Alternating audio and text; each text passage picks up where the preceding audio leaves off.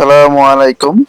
আলহামদুলিল্লাহ আমি ভালো আছি। আপনারা সবাই কেমন আছেন? আমার খামার বাড়ি পেজ থেকে আমার খামার বাড়ি চ্যানেল থেকে আপনাদের মাঝে আরেকটি নতুন ভিডিও নিয়ে আসছি। আমার কোয়েল পাখির উম, ভিডিও নিয়ে অনেকদিন আগে দিয়েছিলাম, যেগুলো কোয়েল পাখি প্রায় সবগুলোই প্রায় মারা গেছে ঠুরকি করার জন্য এবং ঠান্ডাজনিত রোগের কারণে। আমি আরো কিছু কোয়েল পাখি নিয়ে আসছি। আরো কিছু কোয়েল পাখি আমার ইনকিউবেটর থেকে ফুটেছে, সেগুলো আবার আমি এখানে রেখেছি।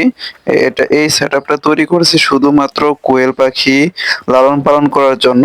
কোয়েল পাখি কিছু লাভ আসে, সেটা সীমিত পরিসরে। তারপরে আমি শখের বসে আমার ছাদ খামারে আমি কিছু কোয়েল পাখি লালন পালন করে থাকি।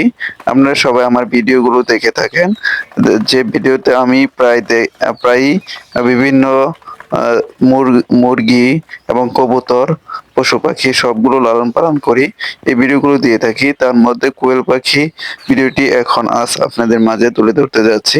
কোয়েল পাখি হলো সবথেকে লাভ হয় বেশি, কারণ এরা প্রত্যেক দিন একটা ডিম দিয়ে থাকে প্রায়। যদি আপনি খাদ্যের ম্যানেজমেন্ট ঠিক রাখতে পারেন, তাহলে কোয়েল পাখি অবশ্যই আপনাকে প্রত্যেক দিন ডিম দিবে।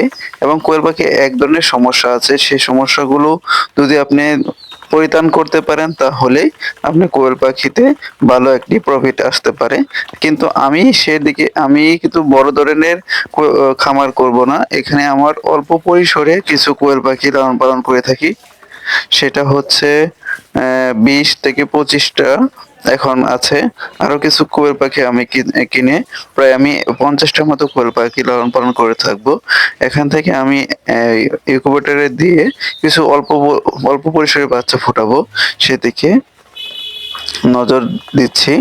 আর কোয়েল পাখি শীতে অনেক রোগে আক্রান্ত হয়, তার জন্য শীত যাতে শরীরে যাতে না লাগতে পারে, সেজন্য আপনাকে অবশ্যই চারিদিক দিয়ে যাতে বাতাস না যেতে পারে সেদিকে খেয়াল রাখতে হবে। কোয়েল পাখি একটি লাভজনক, তার জন্য আমি এই কোয়েল পাখিগুলোকে বয়স প্রায় 30 দিন এদিকে লেয়ার ওয়ান দিচ্ছি। সবাই আমার চ্যানেলটাকে সাবস্ক্রাইব করবেন ইনশাল্লাহ। আসসালামু আলাইকুম, সবাই ভালো থাকেন।